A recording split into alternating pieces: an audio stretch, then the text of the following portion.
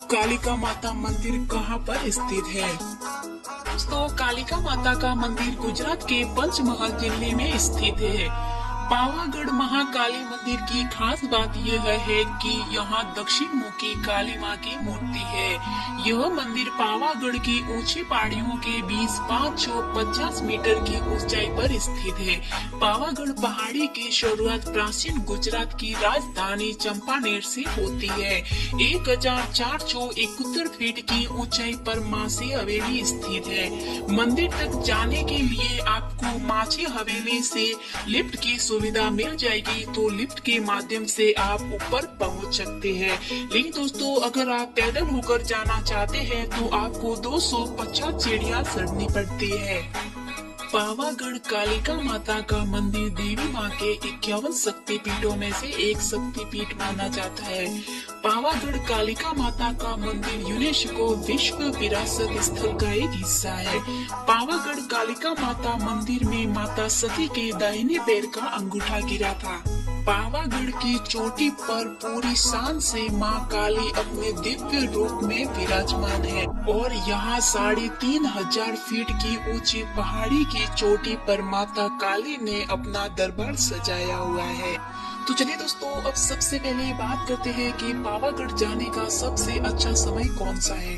तो दोस्तों, वैसे तो आप कभी भी पावागढ़ हिल स्टेशन जा सकते हैं, लेकिन अगर आप अक्टूबर महीने से मार्च महीने के बीच का समय लेकर अगर आप जाते हैं तो पावागढ़ की पहाड़ियों में यात्रा करने का सबसे अच्छा समय है, क्योंकि इन समय मौसम पर्यटकों के लिए बहुत ही खूबसूरत रहता है। तो दोस्तों, चलिए सबसे पहले बात करते हैं पावागढ़ काली माता मंदिर कैसे पहुँचे। तो दोस्तों, अगर आप हवाई जहाज के माध्यम से काली माता मंदिर पहुँचना चाहते हैं तो हम आपको बताते हैं पावागढ़ के लिए फ्लाइट की कोई डायरेक्ट कनेक्टिविटी नहीं है। तो दोस्तों, आपको करना क्या है कि आप जिस भी राज्य से आ रहे हैं उस राज्य से आपको बड़ोदरा एयरपोर्ट आना है। दोस्तों, बड़ोदरा एयरपोर्ट पावागढ़ से लगभग 42 किलोमीटर की दूरी पर स्थित है। बड़ोदरा एयरपोर्ट से उतरते ही आपको वहां चलने वाले साधन के माध्यम से काली माता मंदिर बहुत ही आसानी से पहुंच जाएंगे। तो चलिए दोस्तों, अब बात करते हैं कि ट्रेन के माध्यम से आप पावागढ़ कैसे पहुंचे। दोस्तों, अगर आप ट्रेन का सफर करते हुए काली माता मंदिर जाना चाहते हैं तो हम आपको बताते हैं कि पावागढ़ में एक छोटा रेलवे स्टेशन तो है, लेकिन यह बड़े शहरों से अच्छी तरह से जुड़ा हुआ नहीं है। इसीलिए आपको बड़ोदरा रेलवे स्टेशन के लिए ट्रेन लेनी होगी, जो काली माता मंदिर से महज 45 किलोमीटर की दूरी पर स्थित है। एक बार जब आप बड़ोदरा रेलवे स्टेशन पहुंच जाते हैं तो वहां बस या प्राइवेट टैक्सी के माध्यम से आप काली माता मंदिर बड़ी ही सरलता से पहुंच जाते हैं। चलिए दोस्तों, अब बात करते हैं बाय रोड की। दोस्तों, यदि आप बस के माध्यम से पावागढ़ पहुंचना चाहते हैं तो हम आपको बताते हैं कि काली माता मंदिर पावागढ़ सड़क मार्ग के माध्यम से आसपास के शहरों से अच्छी तरह से जुड़ा हुआ है। इसलिए आप बस के माध्यम से भी काली माता मंदिर बड़ी ही आसानी से पहुंच सकते हैं। इसके अलावा दोस्तों, अगर आप अपना खुद का वाहन लेकर या भाड़े पे गाड़ी लेकर भी आना चाहते हैं तो भी आप आ सकते हैं। तो दोस्तों, अब आपको बताते हैं कि माता जी के मंदिर खुलने का समय क्या है। तो दोस्तों, माता जी का मंदिर सुबह 5 बजे खुलता है और शाम को 7 बजे तक खुला रहता है। उस बीच आप कभी भी दर्शन कर सकते हो। चलिए बात करते हैं माता जी की आरती का समय क्या है। तो दोस्तों, माता जी की आरती सुबह 5 बजे होती है और शाम की आरती 6:30 बजे होती है। तो दोस्तों, आप भी माता जी की भव्य आरती में शामिल होना चाहते हैं तो आप हो सकते हैं। तो दोस्तों, अब बारी आती है रुकने की। दोस्तों, काली माता मंदिर और इसके आसपास के पर्यटक स्थलों पर घूमने के लिए यदि आप यहां पर रुकना चाहते हैं और होटल रूम लेना चाहते हैं तो हम आपको बताते हैं कि चंपानेर पावागढ़ के आसपास कुछ ही दूरी पर आपको आपकी बजट के अनुसार कई सारी होटल देखने को मिल जाएगी, जिसका किराया मात्र 500 से 1000 रुपए तक लगता है। तो आप वहां रूम लेकर अपना स्टे बना सकते हैं। चलिए दोस्तों, अब बात करते हैं खाने पीने की। दोस्तों, खाना खाने के लिए आपको काली माता मंदिर परिसर में ही कई सारे रेस्टोरेंट्स देखने को मिल जाएंगे जहां आप अपना भोजन कर सकते हैं। लेकिन दोस्तों, अगर आपको रेस्टोरेंट्स में भोजन नहीं करना, किसी होटल में करना है, तो आपको काली माता मंदिर के नीचे पावागढ़ में कई सारी होटल्स देखने को मिल जाएंगी जहां जाकर आप अपनी इच्छा के अनुसार भोजन कर सकते हैं। गुजरात भी घूमने वालों के लिए एक काफी अच्छी जगह है। यहाँ कई सारी चीजें हैं एक्सप्लोर करने के लिए, जैसे ऐतिहासिक इमारतें, धार्मिक स्थल, समुद्र, जंगल। गुजरात में एक बहुत ही खूबसूरत जगह है जो है पावागढ़। दोस्तों, पावागढ़ वडोदरा से करीब 45 किलोमीटर की दूरी पर स्थित है। यहाँ आसपास के लोग ज्यादा घूमने के लिए आते हैं। स्थानीय लोगों के अलावा बाहरी पर्यटकों का भी यहाँ काफी जमावड़ा लगता है, क्योंकि दोस्तों यहाँ घूमने के लिए काफी सारी खूबसूरत जगह है। तो दोस्तों, आइए आप भी पावागढ़ और मजा लीजिए पावागढ़ में घूमने का। पहले नंबर पे आता है कालिका माता मंदिर। दोस्तों, पावागढ़ की पहाड़ी के शिखर पर बना कालिका माता मंदिर को लोग पवित्र स्थल मानते हैं। दोस्तों, यहाँ पर हर साल बड़ी संख्या में भक्त और श्रद्धालु माता जी के दर्शन करने के लिए आते हैं। दोस्तों, यह मंदिर माता के 51 शक्तिपीठों में से एक शक्तिपीठ है। तो दोस्तों, आप भी पावागढ़ जाए तो सबसे पहले माँ कालिका के दर्शन जरूर करें। दूसरे नंबर पे आता है नवलेखा कोठार। दोस्तों, नवलेखा कोठार पावागढ़ के पास एक खूबसूरत हिल स्टेशन है।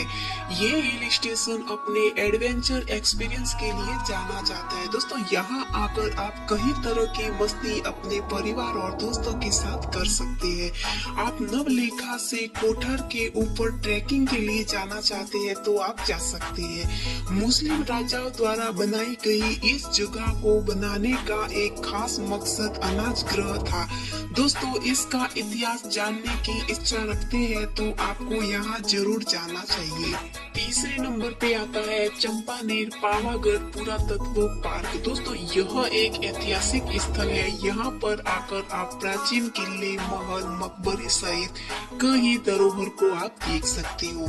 इस पार्क को यूनेस्को द्वारा विश्व धरोहर स्थल में शामिल किया जा चुका है। दोस्तों, यह जगह गुजरात में घूमने के लिए सबसे बेस्ट जगह है।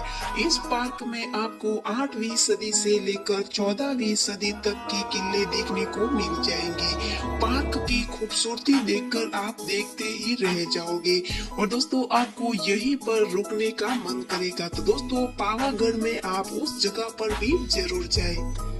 चौथे नंबर पे आता है पावागढ़ किला। दोस्तों, पावागढ़ किला पहाड़ी की तलहटी में चांदार चरसना है। इसे मासी किला के नाम से भी जाना जाता है। दोस्तों, यह किला सोलंकी साम्राज्य का घर था। इस स्मारक को अच्छी तरह से सुरक्षित किया गया है। यहाँ पर आकर आप ऐतिहासिक स्थल को देख सकते हैं। तो दोस्तों, यह जगह भी देखने लायक है, तो आपको उस जगह को भी जरूर देखना चाहिए।